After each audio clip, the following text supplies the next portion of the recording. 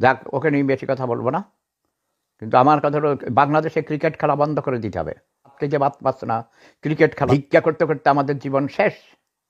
কোথাও কোনো জাতিসংঘের মিটিং বলা, কোথাও আন্তর্জাতিক মিটিং, হিউম্যান রাইটসের মিটিংয়ে যাই, মুখ দেখাইতে পারিনি আবার তোদের কারণে। ভাত খেতে ভাত পাচ্ছে না, আবার ওই যে একটা কি শিল্পীরে বাদ দিয়ে দিছে, যে আগের ক্যাপ্টেন ছিল।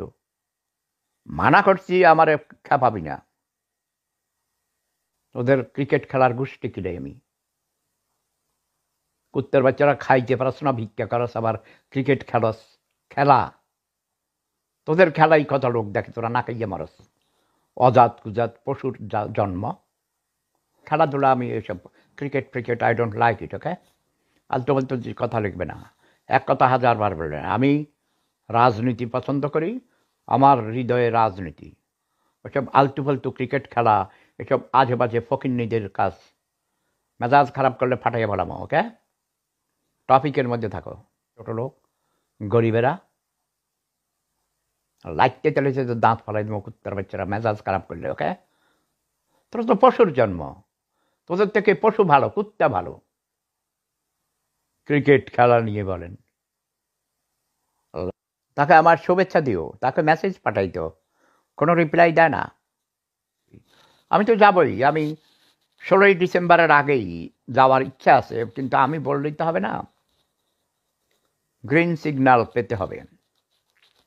আমার চিফ অ্যাডভাইজার আছে, তারপরে আমার হাঁটু আপার সাথে কথা বলতে হবে, তারপরে তোমার টিকিট কিনতে হবে, টাকা লাগবে না? আমার কমপক্ষে হাত খরচ লাগবে 20 লক্ষ টাকা, কমপক্ষে মিনিমাম 20 লক্ষ টাকা হাত খরচ লাগবে। 1 কোটি টাকা মানে আগে পাঠিয়ে দিতে হবে বাংলাদেশে।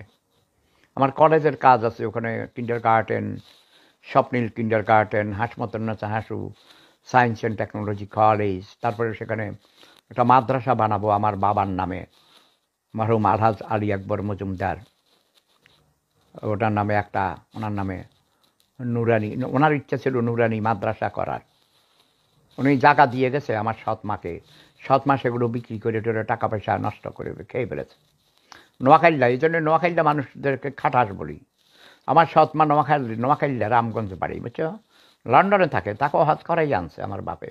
কিন্তু মহিলা জঘন্য মিথ্যুক দোকাবাজ খাটাস, কয়েক কোটি টাকার সম্পত্তি আমার বাবার বিক্রি করে টাকা নিয়ে চলে গেছে, তার ভাই বোনদের খাওয়াইছে, আত্মীয় স্বজনরা খাওয়াইছে। সে মহিলা মাদ্রাসা বানায় নাই, সে মহিলার উপরে ধিক্কার জানাই।